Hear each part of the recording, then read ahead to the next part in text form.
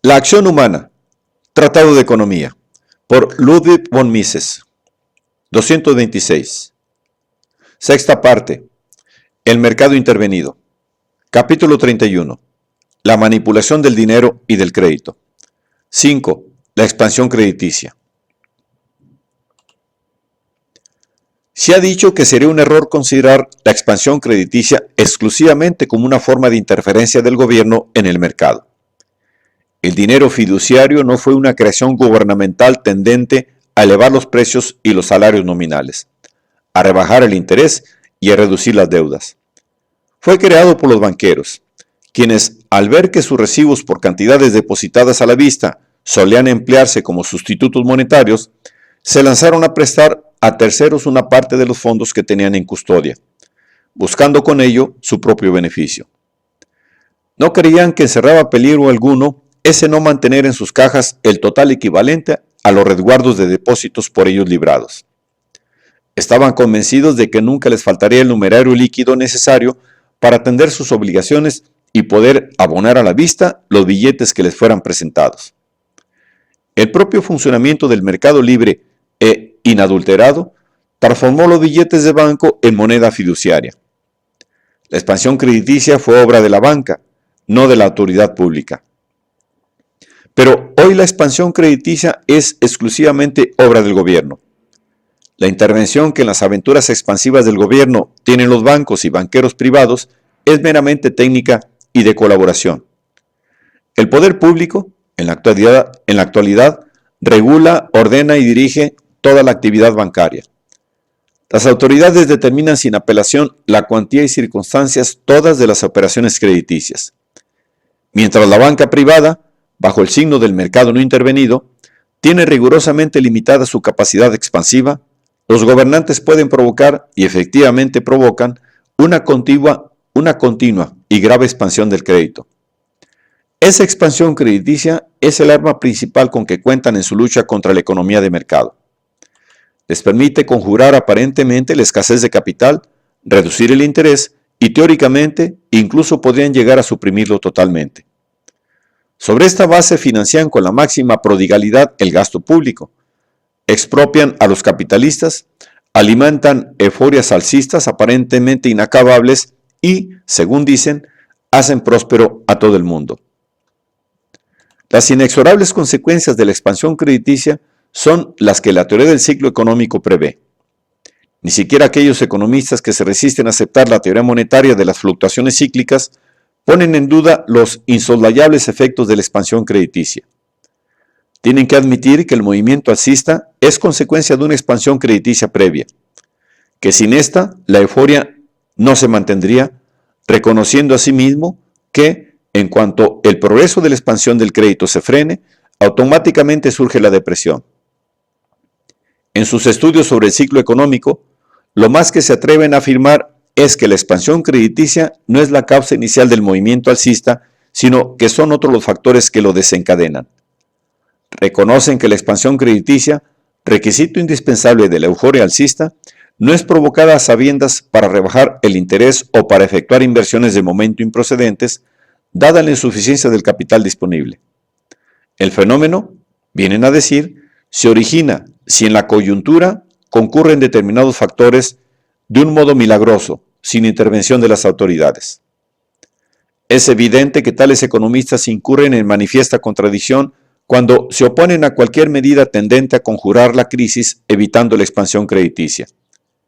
Los defensores de la ingenua visión inflacionista de la historia son coherentes cuando, de sus principios, sin duda falaces y contradictorios, deducen que la expansión crediticia es la panacea económica.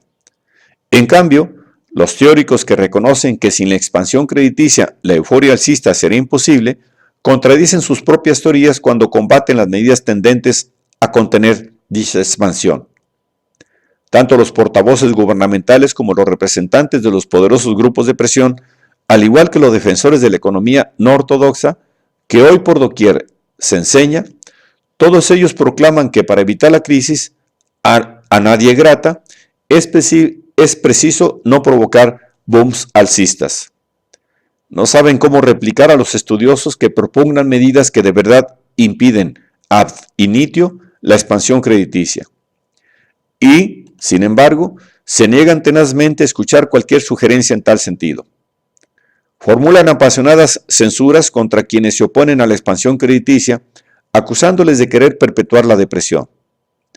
Esta actitud pone bien de manifiesto que el ciclo económico es una consecuencia provocada por quienes desean deliberadamente rebajar el interés y dar paso a artificiosas euforias. Es un hecho que hoy cualquier medida orientada a la rebaja del interés se considera altamente plausible y acertada, y se estima generalmente que el método mejor para conseguir tal reducción es el de la expansión crediticia. De ahí la oposición al patrón oro. El expansionismo es el tópico del día. Los grupos de presión y los partidos políticos se muestran unánimemente favorables a la política de dinero fácil.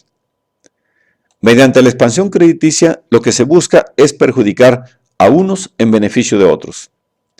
Este resultado es el mejor que en tal caso puede provocar el intervencionismo, pues no es raro que las medidas intervencionistas dañen a todos sin favorecer a nadie. El dirigismo, desde luego, empobrece a la comunidad, pero eso no quiere decir que determinados grupos no puedan prosperar con él. Quienes concretamente hayan de hallarse entre los perdedores y quienes entre los ganadores depende de las circunstancias específicas de cada caso. El deseo de orientar los nuevos préstamos de suerte que con los supuestos beneficios de la expansión crediticia se lucren tan solo determinados grupos y se impida que otros los consigan, ha dado origen a lo que se denomina control cualitativo del crédito. Las nuevas facilidades crediticias, se arguye, no deben emplearse en bolsa, haciendo subir las cotizaciones.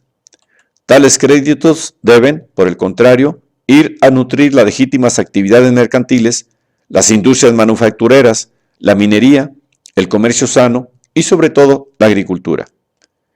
No faltan partidarios del control cualitativo del crédito que desearán evitar la inmovilización del nuevo dinero en capitales fijos. Quisieran que se destinara a activos líquidos. Los gobernantes deben indicar concretamente a la banca qué préstamos ha de conceder y cuáles ha de denegar. Tales órdenes y prevenciones son inútiles. La discriminación entre los potenciales prestatarios jamás puede equivaler a una efectiva restricción de la expansión crediticia, único medio que en la práctica impide el alza de las cotizaciones bursátiles y obstaculiza nuevas inversiones en capital fijo. Es de importancia secundaria la forma en que los nuevos préstamos encuentran su aplicación dentro del mercado crediticio. Lo decisivo es que el mercado recibe el impacto de los nuevos medios de pago. Si la banca, por ejemplo, amplía los préstamos a los agricultores, pueden estos pagar deudas, abonar sus compras al contado, etc.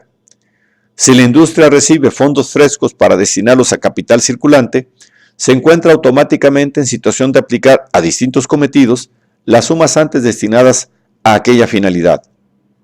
En cualquier caso, se incrementan las disponibilidades líquidas que sus poseedores destinarán a cualquier inversión que consideren de mayor rentabilidad.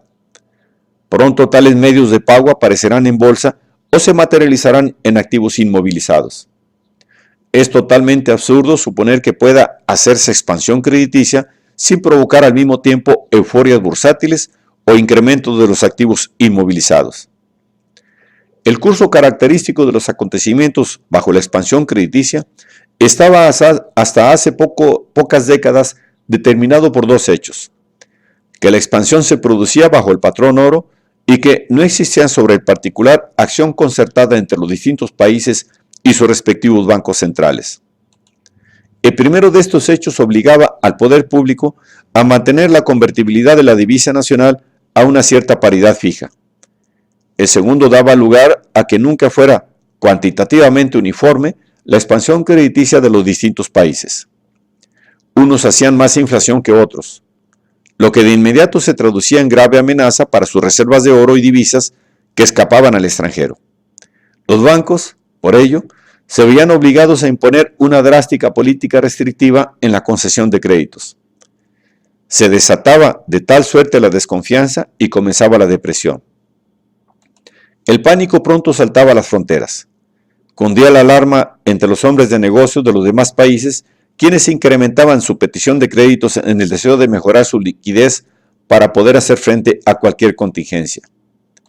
La creciente demanda crediticia alarmaba aún más a las autoridades, ya inquietas por la crisis iniciada en el primer país, lo que les hacía recurrir a su vez a la restricción de crédito.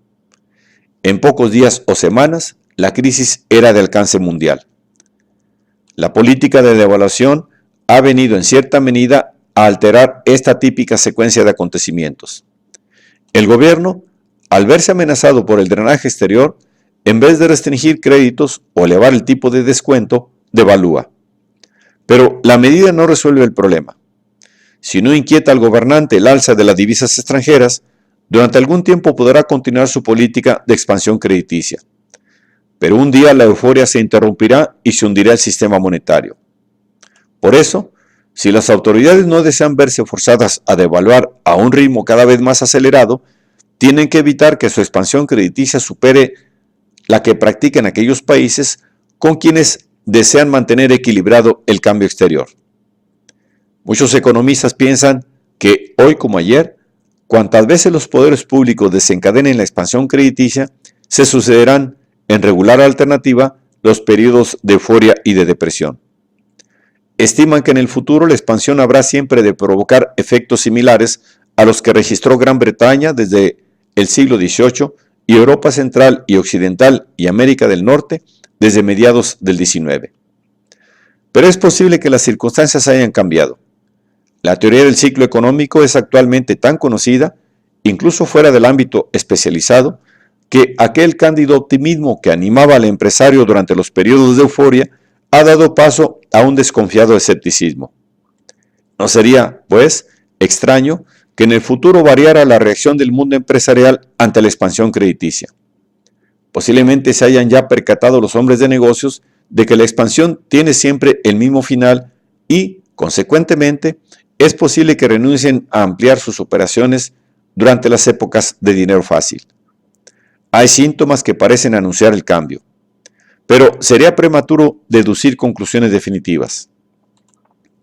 En otra dirección, la teoría monetaria del ciclo económico ha afectado ciertamente el curso de los acontecimientos.